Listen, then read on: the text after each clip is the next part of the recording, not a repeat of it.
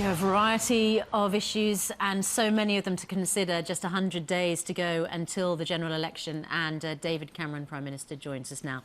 Very good morning to you, Mr Cameron. I know that you want the main issue today to be benefits, and you're proposing that a Conservative government would cut or lower the cap on benefits from £26,000 to £23,000.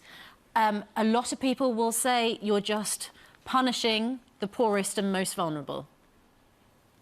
Well, not at all. The benefit cap at £26,000 has been a success. It's caused many thousands of people to get into work, and that means they're better off, their families are better off, and our country is better off. But a criticism was made of the benefit cap was that it was too high, and at £23,000 I think we'll be able to help even more families into work. And if you want to know what I think the biggest issue is at the election, the one that is the foundation for everything else our country can do, it's can we continue with a long-term economic plan that is delivering a strong economy and that is delivering jobs. So every day under this government we've created 1,000 new jobs. That is the best way to help families with the cost of living, to help our economy recover and to make sure our country gets stronger. Prime Minister, as Susanna mentioned, you're reducing the cap to £23,000 on benefits, but also you're removing housing benefit for young people, from jobless people between 18 and 21 years of age. Now, there's a number of young people in that bracket who are very, very vulnerable,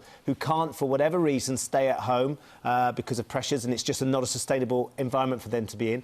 They're not bludgers, they're not trying to cream money off the state. They need a way out, and that benefit, that housing benefit, is a lifeline to them. How concerned are you that those vulnerable young people will no longer have that opportunity to leave an environment that is actually causing them damage?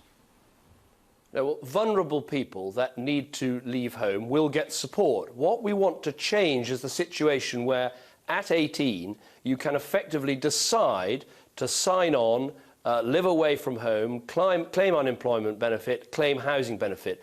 I want to build a country where there's an option for every young person as they leave school to either become an apprentice and learn a trade and earn while they learn, or go on to university, or find work. But what we shouldn't have in our country is people at the age of 18 being written off onto unemployment benefit and housing benefit. So we're going to change that. And one of the reasons for lowering the benefit cap is that that will help provide the money to train 3 million apprentices in the next Parliament. We've trained 2 million in this Parliament. We want to train 3 million in the next Parliament. This is all about creating more jobs, more security for every family in Britain. OK, there's a huge crisis going on in the National Health Service at the moment, and we heard people refer to it there when we spoke to 100 people about their issues. You must be dismayed at the scenes that we have seen over winter of hospitals queuing outside A&E departments and people not able to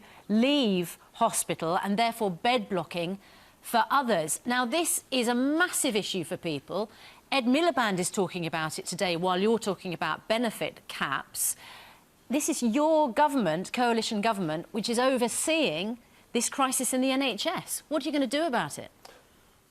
Well, what we're doing is putting in £700 million more this winter, and you're absolutely right. We need to make sure that hospitals meet their A&E targets, and the figures over the last week have improved. We've now got over 9 out of 10 people being seen within 4 hours in our hospitals, but I want us to do even better.